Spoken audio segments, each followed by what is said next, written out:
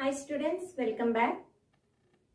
In the last class, we discussed about potential difference and electric current.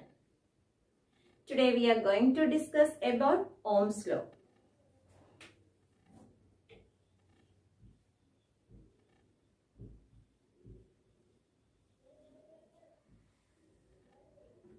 Okay. In the last class, we studied that for the flow of charge through a conductor, potential difference is needed. Okay. For the flow of charge,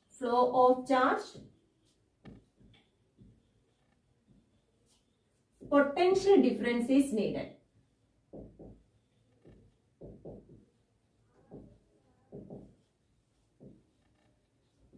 Okay, for the flow of charge, potential difference is needed. And at the same time, we also studied that flow of charge in a given time is known as current. Okay, flow of charge in a given time is known as current. Okay, from these two relations, it is very clear that there is a relation between, or there is a direct relation between potential difference and current, because both of them are related to charge. That is, there is a direct relation between potential difference and current. Ohm's law also states the same relationship. Okay, that is the relation between potential difference and current. Okay, Ohm's law states that potential difference across the ends of the conductor is directly proportional to current flowing through the conductor by keeping the temperature remains constant. Okay, there will be a condition. That condition is by keeping the temperature remains constant. Okay, so Ohm's law gives the relation between potential difference and current. According to Ohm's law, potential difference across the ends of the conductor is directly proportional to current flowing through the conductor by keeping the temperature remains constant. Okay, to make it clear, we want to consider a circuit, a simple electric circuit. We know that the circuit which consists of a cell, a key, ammeter, voltmeter and a resistance. These are the components used for drawing the circuit. Okay, we can draw that circuit. This is of a cell. The V is the potential which is applied to this cell. Now, a resistor or a resistance R. Now, an ammeter positive, negative terminal. What's the use of ammeter here? Ammeter is used to measure the current flowing through the circuit, and it is always connected series. Okay, it is connected series to the resistor. Now, a key. Okay.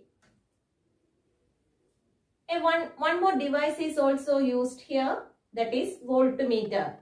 We know that voltmeter is used to measure the potential difference between 2 points, and it is always connected in parallel. Okay, therefore we can connect voltmeter across the resistor where the potential difference is to be measured. Okay, when the key is closed, current begins to flow through the circuit.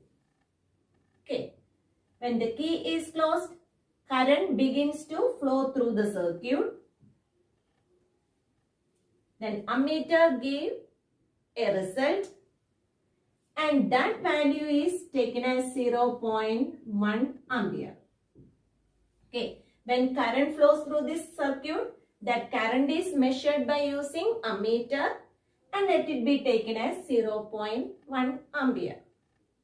When this current 0.1 ampere flows through this resistor, what will happen there? There will be a potential difference across that resistor. And that potential difference is measured by using the voltmeter. At that time, voltmeter shows reading. And that reading is taken as 0.2 volt. Again, one more cell is introduced in this circuit. V is the voltage which is given. Now, the total voltage given to the circuit is V plus V, that is equal to 2V. When the applied voltage increases, naturally current flowing through the circuit increases. That is, the ammeter shows reading and it is taken as 0.2 ampere. Corresponding to this 0.2 ampere, voltmeter shows 0.4 volt. That is, when 0.2 ampere current flows through this resistor, potential difference across the resistor is given by voltmeter and that voltmeter reading is 0.4 volt. Okay. Again, one more cell is introduced in this circuit. Okay, total voltage is equal to V plus V, that is equal to 3V. Then the current is measured using ammeter and that current is 0.3 ampere corresponding to the voltage. Voltmeter reading is 0.6 volt. Okay, in each step like this, in each step we can introduce one cell to the circuit. Okay, and the corresponding current and voltmeter readings are to be marked. Now we can draw a graph relating this current and voltage. Okay. Okay. Current, voltage, 0.1 ampere current corresponds to 0.2 volt. 0.2 ampere current corresponds to 0.4 volt. 0.3 ampere current corresponds to 0.6 etc. Okay, now we can draw a graph which relates potential difference and current. Here, potential difference is taken along the y-axis and current is taken along the x-axis. Okay.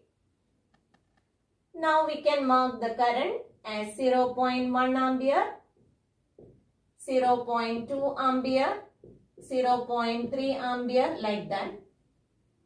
Here voltmeter reading is marked as 0.2 volt, 0.4 volt, 0.6 volt like that. Then corresponding to 0.1 ampere we can mark 0.2 volt. Okay. And that point is here. 0.2 corresponding to 0.2, 0.4 volt. Here 0.6 volt corresponds to 0.3 ampere.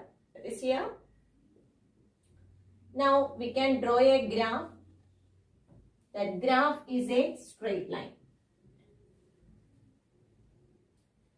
From the graph, it is very clear that potential difference, graph is a straight line. From the graph, it is very clear that V is directly proportional to I. Okay, from this experiment, we can write V is directly proportional to I. That is the Ohm's law. And according to Ohm's law, V is directly proportional to I. Therefore, V is equal to a constant R into I. That constant R is known as resistance.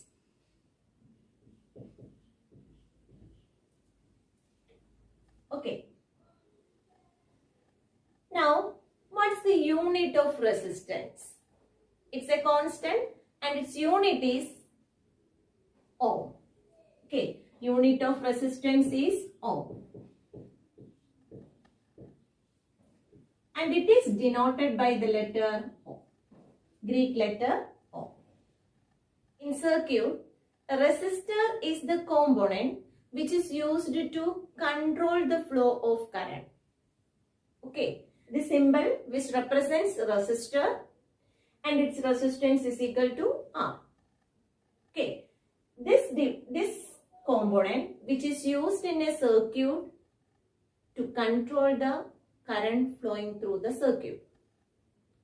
Okay, but in practical applications or while we doing experiments, we want to vary the current flowing through the circuit. For this, we can use a component known as variable resistor. Variable resistor is the component which is used to vary the resistance in a circuit. Okay, a variable resistor is represented like this. This is the variable resistance. Okay, so this is the component which is used in a circuit to vary the resistance. A device is used instead of this variable resistor. The device which is used in a circuit to vary the resistance is known as rheostat. That device is known as rheostat. Okay, and it is represented like this. Okay, rheostat is the device which is used in a circuit to vary the resistance. Okay, so this is the resistor, this is the variable resistor, and this is the rheostat. Okay, now we want to define ohm. Ohm is the unit of resistance. Now we want to define ohm. Okay, for this we can rearrange this equation as R is equal to V divided by I. Okay, from this equation we can rearrange as R is equal to V divided by I. Okay, unit of resistance is ohm. We want to define that ohm. Okay, to define ohm, we want to consider voltage as V is equal to 1 volt and current I is equal to 1 ampere. To define 1 ohm, take voltage as 1 volt and current as 1 ampere. Then 1 ohm equal to, instead of voltage we can write 1 volt divided by, instead of current we can write 1 ampere. Okay, then we can define 1 ohm as when 1 volt potential difference is maintained across the conductor for the flow of 1 ampere current. Okay, 1 volt potential difference is maintained across the ends of the conductor for the flow of current 1 ampere. Okay, so 1 ohm is defined as when 1 volt potential difference is maintained across the ends of the conductor for the flow of 1 ampere current through it. Okay, this is the definition of 1 ohm. Okay, that's all about today's portion. I think this topic is clear for you. If you like this video, please subscribe and enable the bell button.